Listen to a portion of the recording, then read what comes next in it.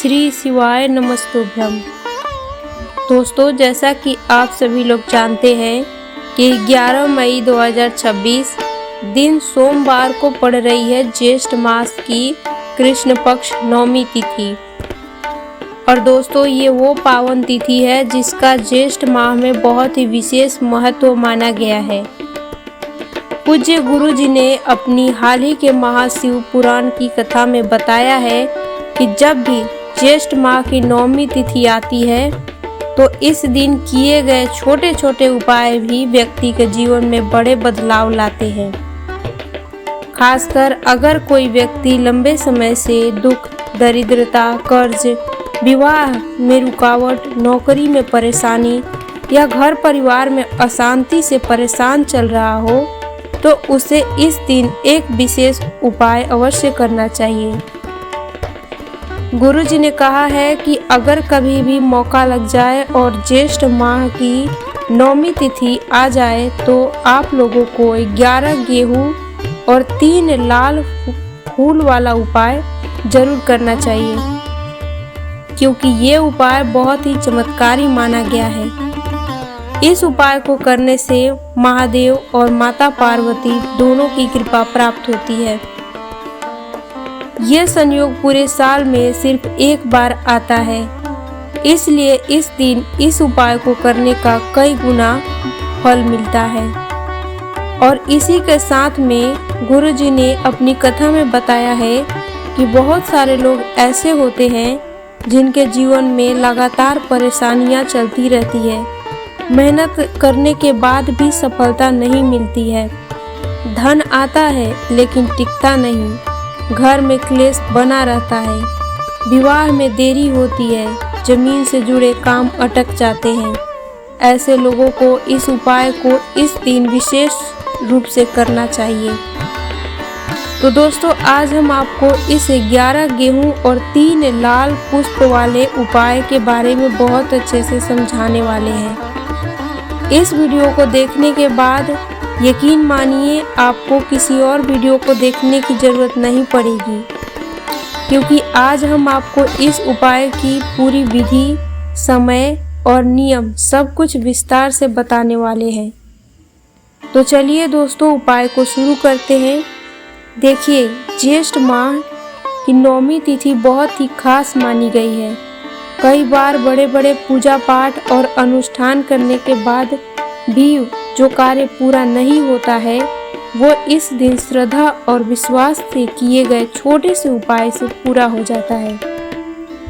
बहुत सारे लोग इस उपाय को करते हैं और उन्हें इनका शुभ फल भी मिला है। अगर आप लोग भी इस उपाय को करना चाहते हैं तो पहले इसे अच्छे से समझ लें, सुन लें, उसके बाद करें। महादेव की कृपा से आपको इसका फल अवश्य मिलेगा। इस उपाय को करने से घर में चल रही नकारात्मकता धीरे धीरे समाप्त होने लगती है। यदि किसी प्रकार का पितृदोष, ग्रह दोष, आर्थिक तंगी या मानसिक तनाव चल रहा है तो उसमें भी राहत मिलने लगती है। और दोस्तों, ये उपाय इसलिए भी खास माना जाता है क्योंकि इसमें अन्न, पुष्प दोनों का प्रयोग होता है। गेहूं को अन्न का प्रतीक माना जाता है और लाल फूल को शुभता और सौभाग्य का प्रतीक। लेकिन इससे पहले आपको ये जानना जरूरी है कि आखिर ये उपाय किसको करना है और किस समय करना है और कैसे करना है। तो चलिए हम आपको एक एक करके बारी बारी से ये सभी बातें विस्तार से बताते हैं। देखिए, घर की जो बड़ी माताएं बहनें हैं इस उपाय को कर सकती हैं। अगर घर की बड़ी माता बहन किसी कारणवश ये उपाय नहीं कर पाती है तो घर का कोई भी बड़ा सदस्य इस उपाय को कर सकता है। चाहे वो पुरुष हो या महिला, इसमें कोई दिक्कत नहीं है। और दोस्तों, अगर किसी व्यक्ति की खुद की कोई मनोकामना है तो वह अपने लिए भी ये उपाय कर सकता है। अब बात करते हैं कि इस उपाय को किस समय करना है। तो देखिए, इस उपाय को आप सुबह के समय भी कर सकते हैं और शाम के समय, जो कि प्रदोष काल का समय होता है, भी कर सकते हैं। लेकिन अगर आप पूछो कि सबसे उत्तम समय कौन सा रहेगा, तो हम आपसे यही कहेंगे कि सुबह के समय किया गया उपाय ज़्यादा फलदायी होता है। सुबह जितनी जल्दी हो सके उपाय को करने की कोशिश करिए। अगर किसी कारण से देर भी हो जाए तो आप 10 या 11 बजे तक उपाय को कर सकते हैं, लेकिन कोशिश करें कि 12 बजे के बाद ना करें। और अगर शाम के समय करना हो तो शाम 6 बजे से 8 बजे के बीच कर सकते हैं। देखिए, यदि आपके जीवन में समस्याएं बहुत अधिक चल रही हो, धन रुकता नहीं हो, कर्ज बढ़ता जा रहा है, विवाह में रुकावट आती है, नौकरी नहीं लग रही, व्यापार में नुकसान हो रहा है या जमीन जायदाद से जुड़ी कोई भी परेशानी चल रही हो, तो आपको ये उपाय अवश्य करना चाहिए। तो चलिए दोस्तों, अब जानते हैं कि गुरुजी द्वारा बताए गए पहले विशेष उपाय के बारे में। देखिए, इस दिन उपाय के लिए आपको 11 साबुत गेहूं के दाने ले लेने हैं। इसी के साथ 3 लाल फूल ले लेने हैं। फिर आपको 1 लोटा शुद्ध जल तांबे के पात्र के अंदर ले लेना है, यानी तांबे के पात्र में। और इन सभी सामग्रियों को लेकर साथ ही साथ पूजा की अन्य सामग्री भी आप साथ ले सकते हैं। और आपको भगवान शिव के मंदिर में जाना है।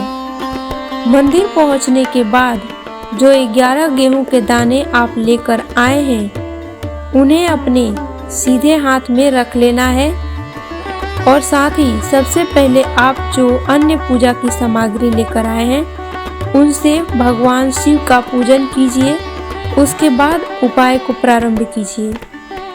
अब जो सीधे हाथ यानी दाहिने हाथ में आप 11 गेहूं के दाने लिए हैं, फिर उन लाल फूल को भी उसी हाथ में रख लें।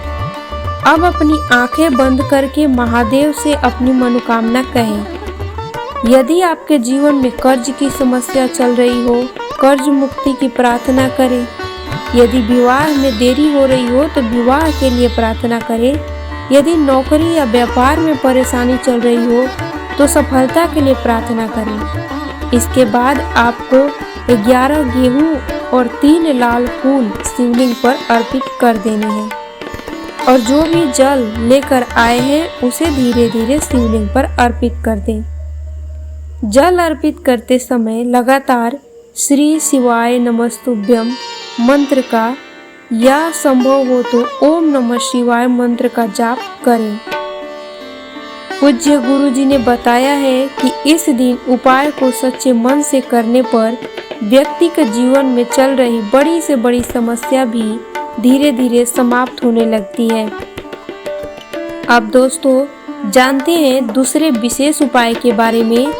देखिए, इस उपाय के लिए आपको 1 बेलपत्र और 11 गेहूं के दाने और 3 लाल फूल ले लेने हैं। इसी के साथ में 1 लोटा शुद्ध जल भी ले लेना है। अब इन सभी चीजों को लेकर आपको भगवान शिव के मंदिर पहुंचना है। साथ ही साथ पूजा के अन्य सामग्री भी आप साथ में जरूर ले लें। मंदिर पहुंचने के बाद बेलपत्र की चिकनी साइड पर उन 11 गेहूं के दानों को रख देना है। उसके ऊपर 3 लाल फूल रख दें। अब इस बेलपत्र को अपने सीधे हाथ की हथेली यानी दाहिने हाथ में रखकर अपनी जो भी अधूरी इच्छा है उसके लिए महादेव से प्रार्थना करें। अगर नौकरी नहीं लग रही हो, व्यापार में सफलता नहीं मिल रही हो, मेहनत के बाद भी धन नहीं रुकता हो या घर में सुख शांति नहीं हो, तो उसके लिए प्रार्थना करें। इसके बाद इस बेलपत्र को शिवलिंग पर अर्पित कर देना है। ध्यान रखें कि बेलपत्र की चिकनी साइड शिवलिंग से स्पर्श करें और उसकी जो डंडी है वो जलाधारी की ओर हो। अब जो जल लेकर आप आए हैं उसे धीरे धीरे शिवलिंग पर अर्पित कर दें और ओम नमः शिवाय मंत्र का जाप करते रहें। जैसे ही जल शिवलिंग से होकर नीचे आए तो तो उस पर जल को थोड़ा सा अपने हाथ में लेकर अपनी आंखों पर लगाएं और थोड़ा सा अपने शरीर पर छिड़क लें। पूज्य गुरु जी ने बताया है कि इस उपाय को करने से व्यक्ति के रुके हुए कार्य में सफलता मिलने लगती है। अब दोस्तों जानते हैं अपने तीसरे विशेष उपाय के बारे में।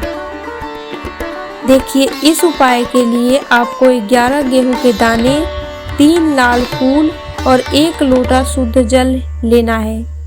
यानी सामग्री वही रहेगी, उपाय को करने का तरीका थोड़ा अलग रहेगा। फिर आपको भगवान शिव के मंदिर में जाना है।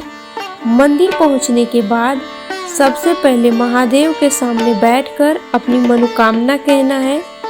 उसके बाद 11 गेहूं के दाने और 3 लाल फूल शिवलिंग के पास उसके जलाधारी पर अर्पित कर देने हैं। अब धीरे धीरे जल को अर्पित करते हुए कम से कम 11 बार मंत्र श्री शिवाय नमस्तुभ्यं या ओम नमः शिवाय का जाप करना है। पूज्य गुरु जी ने बताया है कि जो भी व्यक्ति 11 मई ज्येष्ठ माह नौमी तिथि के दिन ये उपाय करता है, उसकी अधूरी मनोकामना धीरे धीरे अवश्य पूर्ण होती है।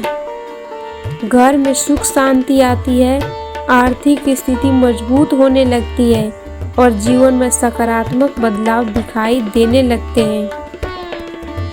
तो दोस्तों, ये थे पूज्य गुरु जी द्वारा बताए गए ज्येष्ठ माह नौमी तिथि के कुछ बहुत ही खास और चमत्कारी उपाय।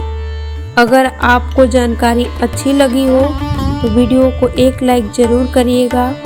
कमेंट में श्री शिवाय नमस्तुभ्यं जरूर लिखिएगा। मिलते हैं फिर एक नई जानकारी के साथ, तब तक के लिए ओम नमः शिवाय।